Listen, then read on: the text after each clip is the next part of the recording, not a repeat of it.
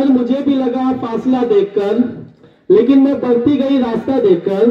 डर मुझे भी लगा फासला देखकर, लेकिन मैं बढ़ती गई रास्ता देखकर। खुद ब खुद मेरे नजदीक आती गई मेरी मंजिल, मेरा हौसला देखकर।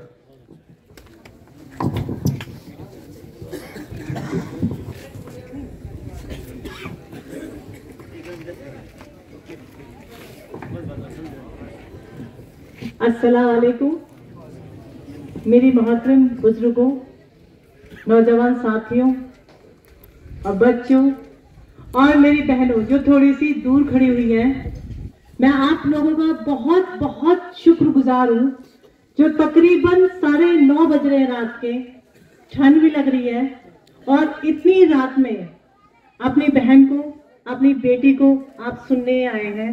इसके लिए मैं दिल की गहराइयों से आपके शुक्रिया अदा करती हूँ। और मैं अपने जावेद भाई और ये नाने गांव के भाई हैं, शाहरुख भाई हैं, इन सब का भी शुक्रिया अदा करती हूँ कि इन्होंने हमें आप लोगों से मिलाने के लिए न्योता दिया और मैं अपने भाइयों के बीच यहाँ तक पहुँच सकी। मैं तकरीबन हरियाणा मेवात से हूँ और तकरीबन 1100-1200 किलोमीटर दूर हूँ अपने घर से, लेकिन सच बताऊं तो मुझे एहसास ही नहीं हो रहा कि मैं अपनों से दूर हूं। मुझे लग रहा है मैं अपनों में ही बैठी हूं, अपनों के साथ हूं। आप लोगों ने 3-4 दिन से मैं यहाँ पर हूं और इतनी बेशुमार प्यार दिया है, मान सम्मान दिया है, जिसके लिए मैं शायद ये कर्ज कभी नहीं निभा सकती। और मैं कोशिश करूंगी कि जितने अपने कौम के लिए जिस हद तक मैं काम कर सकती हूँ, अल्लाह जिस हद तक मुझमें ये सलाहियत देगा, मैं अपनी कौम के लिए काम करती रहूंगी।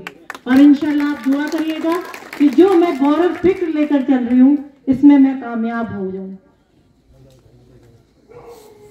जुबा देते हैं जिसको भी मेवाती, जुबा देते हैं जिसको भी मेवाती, निभा देते हैं मेवाती। जो कहते हैं मेवाती वो करके दिखा देते हैं मेवाती, जो कहते हैं वो करके दिखा देते हैं मेवाती। ये साबित हो चुका कि वतन के खातिर सर कटा देते हैं मेवाती, वतन के खातिर सर कटा देते हैं मेवाती। और अपने बुजुर्गों के हुक्म के लिए जान लड़ा देते हैं मेवाती, और अपने बुजुर्गों के लिए जान लड़ा देते हैं मेवाती। मैं उस मेव कौम की बेटी हूं जिसने आजादी के लिए, अपने वतन की आजादी के लिए हजारों कुर्बानियां दी, लाखों शहादतें दी।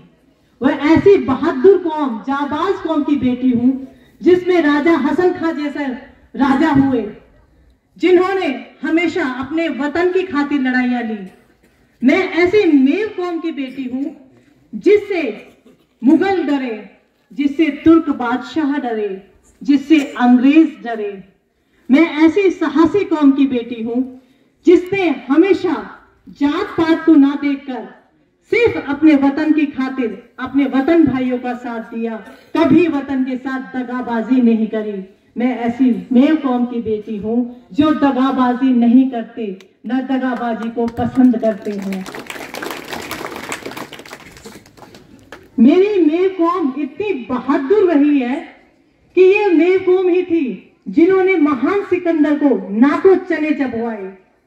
मेरी मेव कौम ही थी जिन्होंने महान द्वारा को छठी का दूध याद दिलाया। मेरी महान मेव कौम ही थी जो ना कभी बाबर के सामने झुकी, ना कभी महमूद गजनवी के सामने झुकी, ना कभी अंग्रेजों के सामने झुकी। हमेशा अपने वतन की खातिर सभी को खदेड़ा और इस देश से भगाया। मैं उस मेव कौम की बेटी हूं जिस कौम के बारे में राष्ट्रपिता महात्मा गांधी ने कहा था कि मेव कौम देश की रीढ़ की हड्डी है। रीढ़ की हड्डी मतलब अगर रीढ़ की हड्डी ना हो तो शरीर किसी काबिल नहीं है।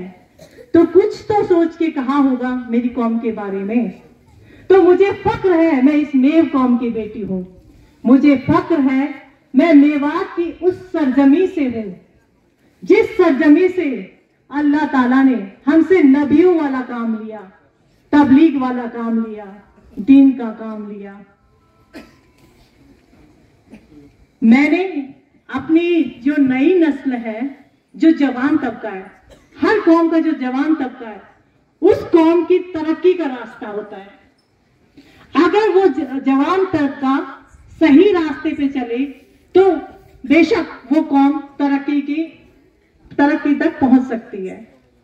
और जो अगर वो जवान तबका किसी वजह से बिगड़ जाए तो वो कौम तरक्की नहीं बर्बादी की ओर चल देती है। इसी गौरव फिक्र को लेकर मैंने अपने इतिहास पर, अपने मेव कौम के इतिहास पर, अपनी मेव कौम की तारीख पर वीडियोस बनाने शुरू करी, और जिसमें अल्लाह का शुक्र है आप लोगों का बहुत प्यार मान सम्मान मिला। और मेरी कोशिश थी कि मैं कोई ऐसा काम करूं जो मेरी आने वाली नस्लों के लिए, जो हमारी आने वाली जो जवान तबका है, आने वाली नस्ल है, उनके लिए एक ऐसा आईना हो जिसमें वो अपने उन बुजुर्गों की उन तारीखी रिवायत को देख सके, उन तारीखी अंदाज को देख सके, उन चीजों को देख सके जिस बुनियाद पर आज ये मेव कौम जिंदा है। और हकीकत भी है कि किसी भी कौम का मुस्तकबिल उस वक्त तक शानदार नहीं हो सकता जब तक कि उस कौम के आगे, उस कौम के माजी का शानदार जो नक्शा है वो ना रखा जाए। तो इसी शानदार नक्शे को रखने के लिए मैंने वीडियोस बनाई, और उस शानदार नक्शे को पेश करने के लिए मैं मेवात से, हरियाणा मेवात से चलकर यहां तक आई, और मैं इस गौर फिक्र तक कर आई कि जो मेरे मेवाती भाई हैं, मेव कौम के भाई हैं, उन्हें एक ऐसे प्लेटफॉर्म पर इकट्ठा कर दें ताकि जो हमारे समस्याएं हैं हम इकट्ठे होकर उठाएं। क्योंकि अगर देखिए हमारी तादाद तो बहुत है, मेव कौम की तादाद बहुत है, लेकिन वो गिनती में नहीं है अभी, क्योंकि हम सब किसी एक प्लेटफॉर्म पर इकट्ठे नहीं है। अगर हाथ खुला है तो उसकी वैल्यू नहीं है, और अगर ये हाथ मुट्ठी बंद हो जाए तो ये ताकतवर बन जाता है। अगर हम एक जगह इकट्ठे हो जाते हैं तो अगर हमारी तादाद सामने आ जाती है तो हमारी ताकत बन जाएगी। इसलिए मैं आप लोगों के सामने आई थी, और जो हमारी मेव कौम है इसमें बेशुमार खूबियां हैं जो शायद ही किसी और कौम में पाई जाती हैं। जो मेहमान नवाजी का, जो दस्तरखान का हमारी मेव कौम को जो खूबी है वो किसी और कौम में नहीं है। जितने शखावत हमारी कौम में है किसी और कौम में नहीं है। जितनी दातार कौम हमारी है उतनी कोई और कौम नहीं है। हमारी कौम में चाहे कोई कितना भी गरीब आदमी हो, अगर उसके दरवाजे पर कोई आ गया तो वो खाली हाथ नहीं जाता। हमारे आज भी देखिए, आप लोग यहां बैठे हैं, हमारी माँ बहनें सुनना चाह रही है मुझको, तो वो दूर खड़ी है। आज भी ये अदब व एहतराम, हया शर्म जिंदा है। तो ये हमारी बुनियादी चीजें हैं जिन पे हमारी कौम जिंदा है। हमारी कौम ऐसी वाहिद कौम है जहां एकता है और समानता है। समानता मतलब समझ गए? कोई किसी को अपने से ऊंचा या नीचा नहीं समझता, कोई ऊंच नीच का कोई भाव नहीं है, कोई छुआछात नहीं है, सब एक बराबर है, सब भाई भाई हैं आपस में। और हमारी कौम ऐसी कौम है कि जो बेटियों को इस दुनिया में पैदा होने से रोकती नहीं है, उन्हें मां की कोख में मारती नहीं है। तो फिर क्या ऐसी चीज हो रही है हमारे साथ कि इतनी सारी खूबियां हैं हम में, फिर भी हम पिछड़ रहे हैं? ये बहुत बड़ी चिंता है, बहुत बड़ी चिंता का विषय है। तो जो हमारी पिछड़ने का कारण है वो एक ही है, हम तालीम याफ्ता नहीं है, हमें तालीम की कमी है।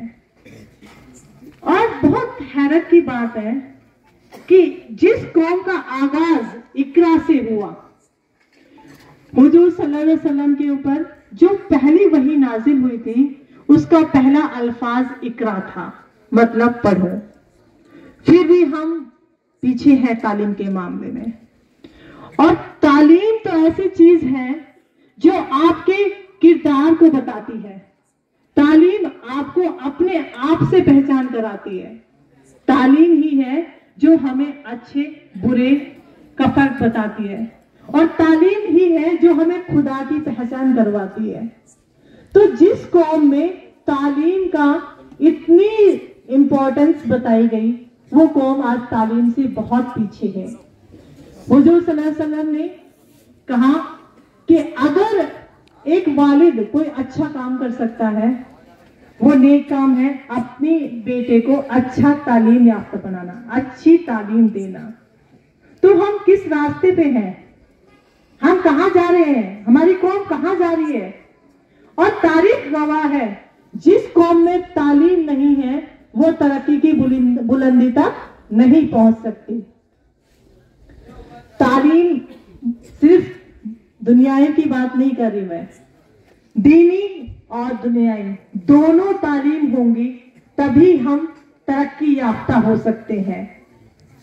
दीनी तालीम हमें हर बुराई से बचाएगी, हर गलत चीज से बचाएगी।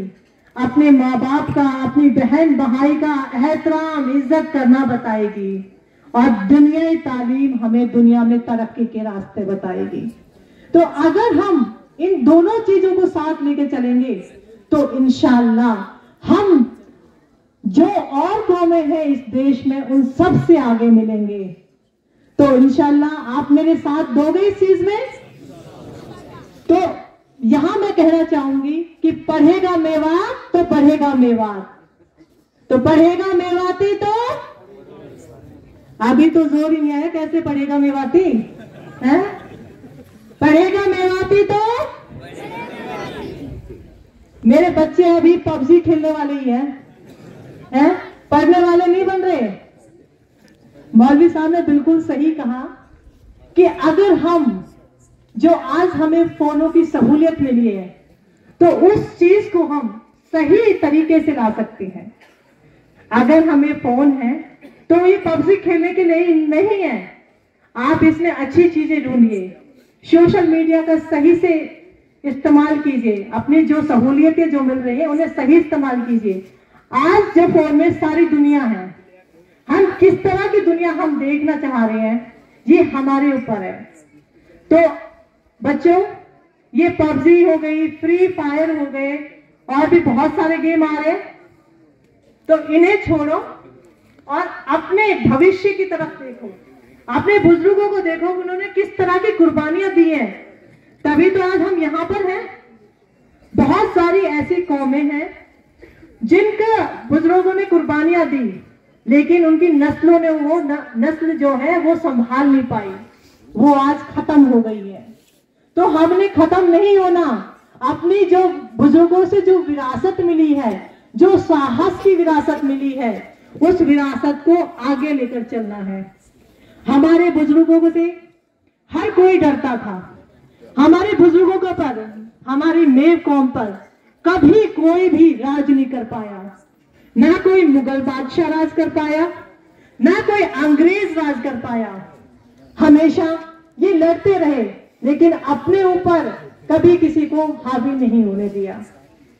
और मेवाती में एक कहावत है, मेव लेवा है, अगर बिगड़ जाए तो जान का लेवा है।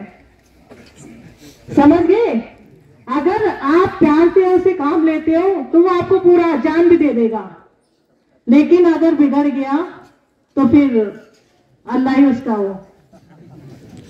तो हमें वैसे ही चलना जैसे हमारे बुजुर्गों ने हमें बताया। और आज हमें, लेकिन आज हमारे बुजुर्ग लड़े थे लाठियों से, तीरों से, अब उनका जमाना नहीं है। आज हमें अपने वजूद के लिए लड़ाई लड़नी पड़ेगी, लेकिन कलम से लड़ना पड़ेगा, तभी हम आगे बढ़ सकते हैं। और ये कलम की लड़ाई अब शुरू करनी पड़ेगी, क्योंकि हम बहुत पिछड़ गए इस लड़ाई की वजह से, इस कलम की वजह से हम इतने पिछड़ गए कि हमें सबसे पिछड़ा कहा जाने लग गया। हमें जब हमारी बात होती है तो मेरी तो है, ऐसे कहते हैं ना, तो क्यों हम पीछे रहे? हमें गौरव होना चाहिए, हमें फक्र होना चाहिए। हम उस मेल कौम से हैं जो हमेशा साहस के लिए मशहूर रही, तो हमें अपने ऊपर गर्व करना है, उसी गर्व के साथ आगे बढ़ना है। और मैं जितने भी माँ बाप यहाँ बैठे हुए हैं, मेरे नौजवान साथी बैठे हुए हैं, बच्चे बैठे हुए हैं, मेरी माँ बहनें हैं, सबसे गुजारिश करूंगी कि पढ़ाई की तरफ तवज्जो दें, तालीम की तरफ तवज्जो दें। यही एक रास्ता है जिससे हम तरक्की तक पहुंच सकते हैं। अगर हम तालीम याफ्ता हो जाएंगे तो अपनी नई नस्लों को बचा लेंगे। और तालीम दोनों को जरूरी है। हम ये नहीं कहेंगे कि सिर्फ लड़कों को जरूरी है, लड़कियों के लिए भी तालीम उतनी ही जरूरी है। अगर एक लड़का तालीम याफ्ता होता है तो सिर्फ अपने एक घर को संवारता है, और अगर एक लड़की तालीम याफ्ता होती है तो 2 खानदानों को संवारती है। सही बात है ना? और माँ जो होती है एक बच्चे का पहला मदरसा होती है। अगर जिस तरह की माँ की तालीमात होगी उसी तरह की अपनी बच्चियों को, बेटों को तरबियत देगी। और अगर हमारी जो कहते हैं ना फाउंडेशन बेस, अगर वहीं से हम ताकतवर हो गए, अच्छी बिल्डिंग कब बनेगी? जब उसकी फाउंडेशन मजबूत रहेगी। अगर माँ ने ही शुरुआत बच्चे की तरबियत अच्छी कर दी तो इंशाअल्लाह उस बच्चे को कोई रोकने वाला नहीं होगा। तो इसलिए मेरी गुजारिश है आपसे कि अपने बच्चों को भी पढ़ाओ और अपनी बेटियों को भी पढ़ाओ, और इस तरह का माहौल बना दो अपने समाज में कि ना बेटियों को दिक्कत हो बाहर निकलने में, और ना कोई परेशानी हो, और ना ये कहने की जरूरत हो कि माहौल खराब है इसलिए हम अपनी बेटियों को बाहर नहीं निकलने दे सकते। अपनी बेटियों को कहो अदब से बाहर निकले, और उसके साथ अपने बेटों को भी समझाओ कि बेटो नजर नीची कर कर निकलो, वो भी तुम्हारी बहनें हैं, वो भी तुम्हारी अपनी हैं, उनकी तरफ गलत निगाहों से ना देखो। ये हमारा फर्ज बनता है। और सिर्फ तालीम और माहौल देने की बात है, हमारे बच्चे बहुत हुनरमंद हैं, बहुत हुनरमंद। हमारी जो मेवात की बहनें हैं अब तक अनपढ़ हैं, लेकिन उनमें जो कलाकारियां हैं, जो दिमाग है, जो जहन है, औरों से कहीं बेहतर है। एक छोटा सा शेर कहती हूं, रंग बिरंगा बीज ना जची चंगेरी खूब, रंग बिरंगा बीज ना जची चंगेरी खूब, ये उन हाथन की कलाहां जिनने सदा खोदी दूब, ये उन हाथन की कलाहां जिनने सदा खोदी दूब। मतलब शायद जो बड़े बुजुर्ग बैठे हुए हैं वो इन चीजों को जानते होंगे। चंगेरी है, डलिया है, बीजना क्या होता है। तो हमारी माँ बहनें इतनी अच्छे अच्छे डिजाइन की चंगेरिया बीजना बनाती थी कि उनमें देखते ही बनता था, और वो दिन भर बेचारी खेतों में काम करती थी, धूप मतलब घास खोदती थी, फिर भी उनमें इतनी नॉलेज थी, इतना टैलेंट था, कितनी बेहतरीन कलाकारियां बनाती। तो अपने में टैलेंट की कमी नहीं है, सिर्फ एक माहौल की कमी है, और ये माहौल हमें देना पड़ेगा। इंशाल्लाह देंगे ये माहौल, पढ़ाओगे बच्चों को। और एक 4-5 दिन से मैं एक बहुत अच्छी चीज देख रही हूँ अपने यहाँ पर, इज्तिमाई शादियां जो होती है, जिसे आप लोग सम्मेलन कहते हो, बहुत खूबसूरत चीज लगी। और इंशाल्लाह ये पैगाम, ये जो अपनी खूबसूरती है आपकी, ये मैं आप लोगों से लेके जाऊंगी, और अपने मेवात में इंशाल्लाह कोशिश करूंगी कि इस तरह की सामूहिक विवाह, सम्मेलन, इज्तिमाई शादियां हमारे भी हों। बहुत अच्छी चीज है कि एक वालिद के ऊपर सबसे बड़ी जिम्मेदारी उसकी बेटी की शादी की होती है। बाप बूढ़ा हो जाता है बेटी के लिए कमा कमा कर, और अगर उस बेटी की शादी में कमी हो जाए ना तो बाप को बड़ी तकलीफ होती है। और ये आपको जो कंसेप्ट चलाया आपने इज्तिमाई शादियों का, बेहद खूबसूरत है, और उस बाप के लिए भी बहुत अच्छा जिसके कंधों पे बहुत वजन है। तो इसके लिए तो मैं आपका बहुत शुक्रिया अदा करती हूँ कि आप लोगों ने इस तरह की एक बहुत खूबसूरत चीज लगाई, जिसके लिए आप लोगों के लिए बहुत बहुत बधाई और बहुत बहुत दिल से मैं शुक्रिया अदा कर रही हूँ इस चीज का।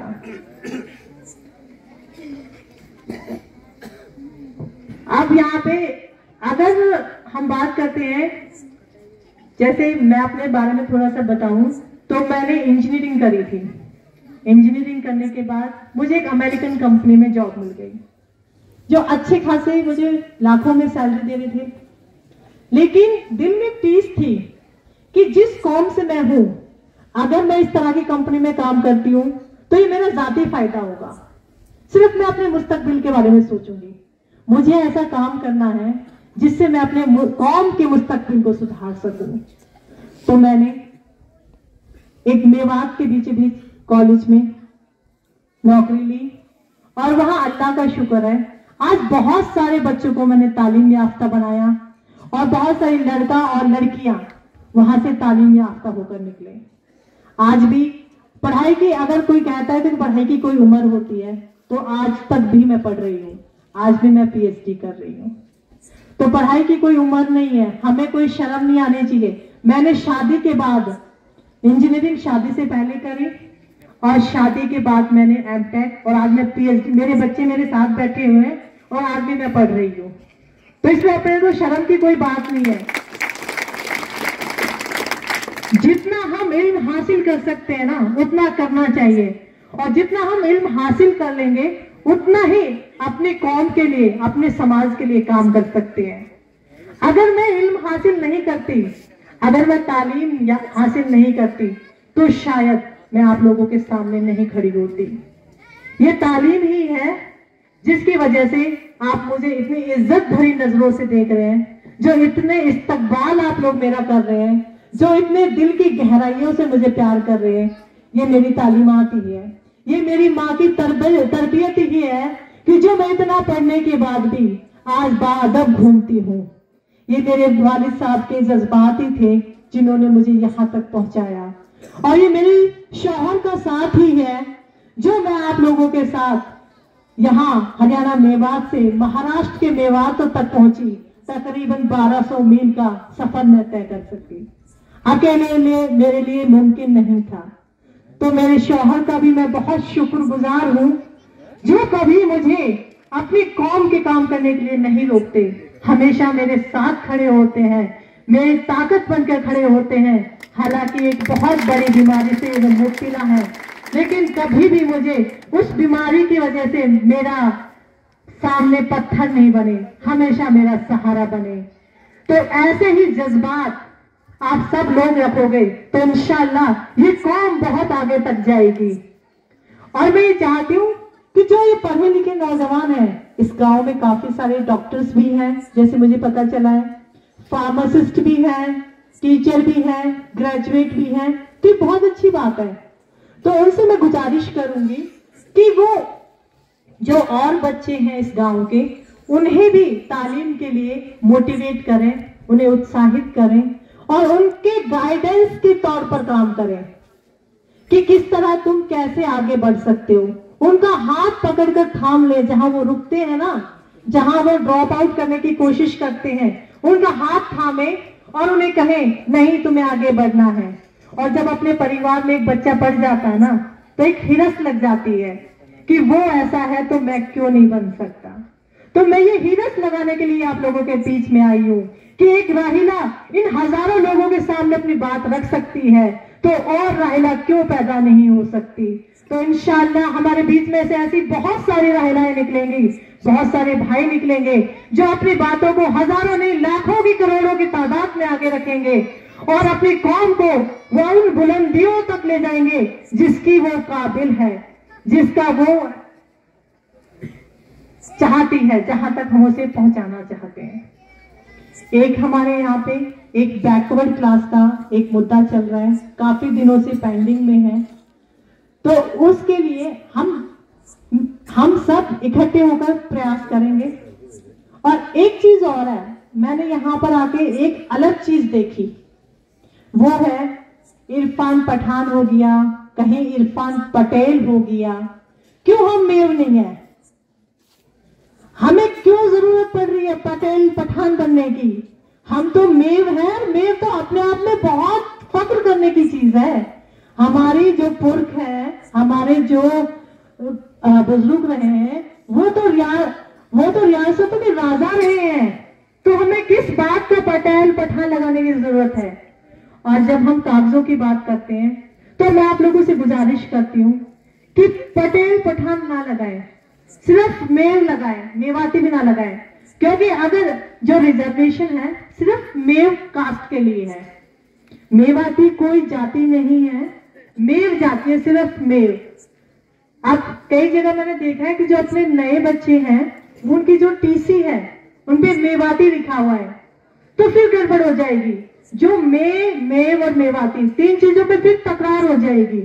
तो इसलिए अपनी कास्ट में सिर्फ मेव लिखो, ठीक है, मेवाती ना लिखो। मेवाती तो हर एक उस इंसान को कहा जाता है जो मेवात में रहता है, चाहे वो मेव हो, चाहे वो मुसलमान है, चाहे वो नॉन मुस्लिम है। जो मेवात का बाशिंदा है वो मेवाती है, वो मेवाती है, मेव नहीं है। तो मेवाती तो उस इलाके में रहने वाले को कहते हैं। मेवाती कोई जाति नहीं है। हमारी जाति मेव है। तो बराए मेहरबानी सब मेव लिखें, ताकि जो बैकवर्ड क्लास की जो लड़ाई है उसे हम और अच्छे तरीके से लड़ सके।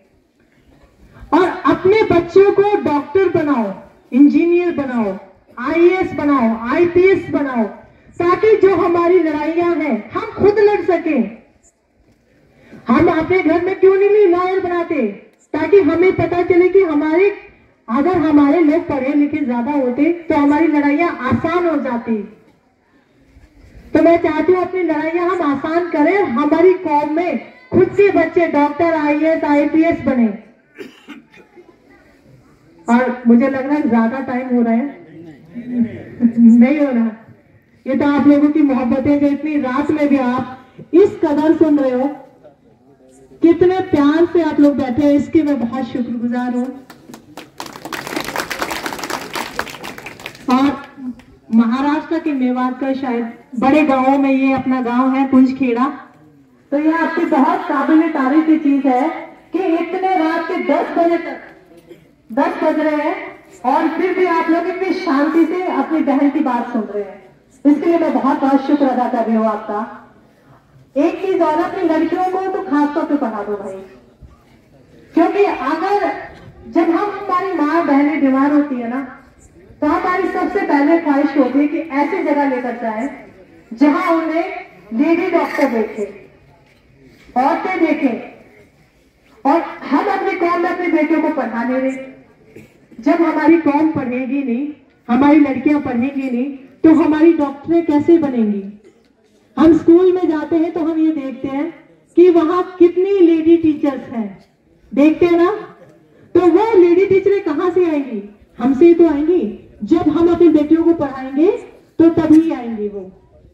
तो अपनी कौम पर फक्र करिए, अपने बच्चों को तालीम याफ्ता बनाए और एकजुट होकर रहिए, एक प्लेटफॉर्म पर आकर लड़ाई लड़े और इंशाल्लाह हम हर चीज में कामयाब होंगे। तो इतनी साहसी हमारी कौम है, इतनी बुलंदियों तक हमारी कौम ने हमें ले जाया, तो उसके लिए एक नारा तो बनता है, जय मेव, जय मेवाती, जय मेव, जय मेव। अभी भी मेरे बुजुर्गों की आवाज बुलंद है और अभी भी नौजवान नस्ल पबजी में शायद बिजी हो रही है? जय मेव, जय मेव। पर इन्हीं लफ्जों के साथ मैं आपका शुक्रगुजार हूं और धन्यवाद करती हूँ। शुक्रिया। माफ कीजिए, एक बात और याद आ गई। आप लोग जैसे अपने नाने गांव के 14-15 लोग मेवात गए थे, तो उनका बड़ा अच्छा एक्सपीरियंस रहा। अपने उस जमीन को देखा जहां उनके पुरख रहे थे, जहां उनके पुरखों की पैदाइश थी। तो मैं आप लोगों को भी न्योता देती हूँ कि वहां आइए, अपने पुरखों की, अपने साहसी बुजुर्गों की उन तारीखी चीजों को देखिए जो वो हमारे लिए विरासत में छोड़ के गए हैं। उनको अपनी नस्लों से रूबरू कराइए, जो हमारे लिए, हमारी नस्लों के लिए, जो हमारे फक्र की बातें हैं, उन इतिहासों को अपने बच्चों को दिखाइए। और मैं आप सबसे ये भी गुजारिश करूंगी कि मेरे वीडियोस को ज्यादा से ज्यादा ये नए लोग, जो नए तबके के लोग हैं, जो अपने पबजी वाले लोग हैं, पबजी ना देखें, पबजी ना खेलें, अपने पुरखों के इतिहास को देखें और मेरी मदद करें आगे अपने इतिहास को और आगे लाने के लिए, अपने नए लोगों के सामने रखने के लिए उसको देखें और उसको ज्यादा से ज्यादा शेयर करें। और मैं शुक्रगुजार हूं पे जावेद भाई की कि उन्होंने इतनी तरतीब से मेरे प्रोग्राम बनाए हैं कि मैं कम समय में बहुत सारे लोगों से रूबरू हो पा रही हूँ। जब मैं आई तो 10 दिन का समय लेकर आई थी। हरियाणा से जब चली तो मैं 10 दिन का समय लेकर चली। मुझे लगा ये 10 दिन ज्यादा हो गए, पता नहीं वहां पे कैसा रहेगा। मैं शायद 10 दिन मैंने गलत कर लिया, 1-2 दिन के लिए मुझे जाना चाहिए था। लेकिन यहाँ आकर पता लग रहा है कि वो 10 दिन मुझे ऐसे लग रहे हैं कि शायद वो बहुत कम है। मुझे पता ही नहीं चल रहा कि मैं पिछले 3-4 दिन से यहाँ पे, मुझे लग रहा है मैं आज ही आई हूँ और अपने भाइयों से आज ही मिली हूँ। तो आपकी बेपनाह प्यार है, बेपनाह मोहब्बत है, इसके लिए मैं बहुत बहुत शुक्रगुजार हूँ। धन्यवाद।